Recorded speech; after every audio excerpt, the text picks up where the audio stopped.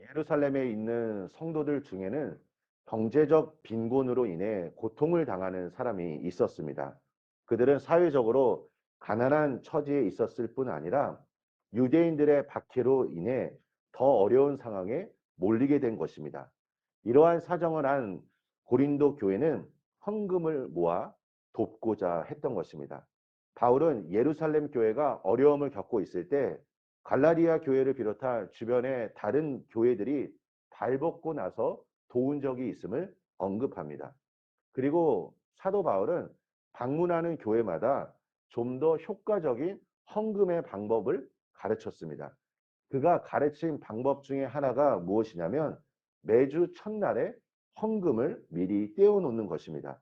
그리고 자신이 도착했을 때 연보를 하지 말라고 당부합니다. 우리 사랑하는 성도님들, 이 헌금을 우리가 하나님 앞에 드릴 때 헌금을 위해 기도하는 것도 매우 중요하다고 생각합니다. 우리가 즉흥적으로 생각해서 행동하면 자칫 이 내 즉흥적으로 행동한 것에 대해 우리가 후회할 때도 있을 것입니다. 그래서 언제 어디서나 모든 일을 할 때마다 내가 즉흥적으로 행동하지 않도록 하나님의 다스림 안에서 하나님의 인도하심을 구하는 것입니다. 각자마다 헌금에 대한 신앙관이 있다고 생각합니다. 저는 어려서부터 저희 부모님의 영향을 받아서인지 모르지만 제가 가지고 있는 신앙관은 오늘 바울이 전한 이 당부의 메시지와 동일합니다. 항상 한 달을 시작하면서 미리 헌금을 떼어 놓습니다.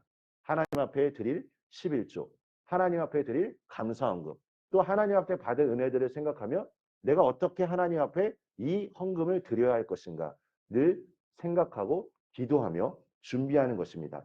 왜 바울이 고린도에 도착했을 때 연보를 하지 말라고 말한 이유가 무엇일까요? 연보는 다른 성도들의 필요를 채워주는 모금입니다. 헌금을 미리 준비하지 않으면 우리가 가령 예를 들어서 내가 쓸 돈을 이렇게 사용하다 보면 어느 순간 다른 사람들의 필요를 채워주는 그 시간에 내가 물질로 섬기기가 어렵기 때문입니다.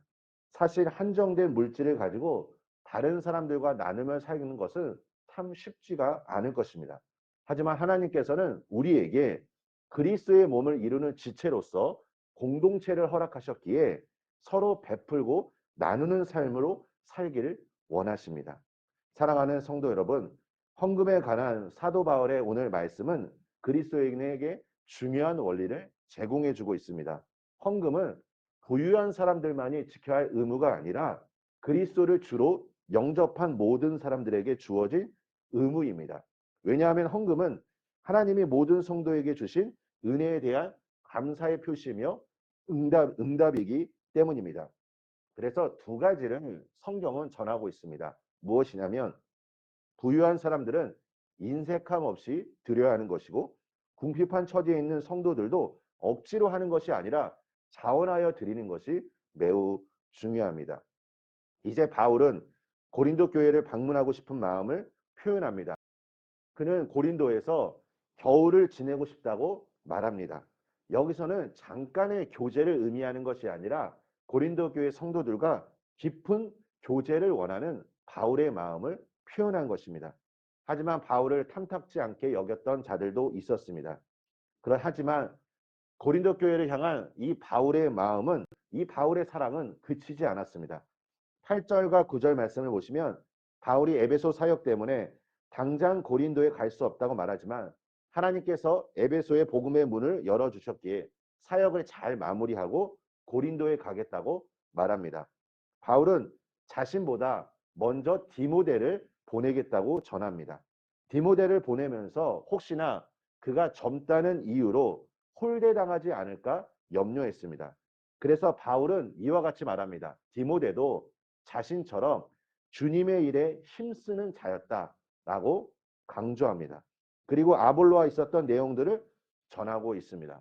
오늘 이 본문에서 우리는 두 가지를 발견할 수 있습니다. 주님의 일에 조금이라도 헌신하는 분들이 있다면 우리는 그분들 한 사람 한 사람이 참 귀하다는 것을 알아야 할 것입니다. 나이가 젊든 나이가 많든 그리고 신앙생활이 짧든 신앙생활이 오래됐든 내가 주님의 일에 섬기는 자연다면 우리는 한 사람 한 사람을 바라보며 주님 안에서 그들을 높여야 하고 그들을 존귀하게 여겨야 하는 것입니다. 두 번째는 아볼로가 보인 태도입니다. 고린도 교회 성도들은 디모데보다 어찌 보면 아볼로가 교회에 오기를 원했던 것 같습니다. 하지만 아볼로는 자신이 가지 않겠다고 말합니다. 아볼로가 왜 이와 같이 말하였을까요? 그 이유는 고린도 교회에 파당이 생겨서 분열이 생겼기 때문입니다. 그래서 자신이 그곳에 가면 더 큰 혼란을 줄 수 있다고 생각하기 때문에 나는 교회 공동체를 위해, 교회 평화를 위해 가지 않겠다고 말하는 것입니다. 우리 사랑하는 성도 여러분, 우리가 가지고 있는 개인의 유익도 중요하겠지만 우리가 교회 공동체를 먼저 생각하는 것이 어찌 보면 성숙한 신앙인의 모습이라 생각합니다. 저는 오늘 이곳에 앉아 계시는 우리 사랑하는 성도님들 한 분 한 분이 우리 교회 공동체를 위해 얼마나 힘쓰시고 얼마나 열심히 섬기시는가 잘 알고 있습니다.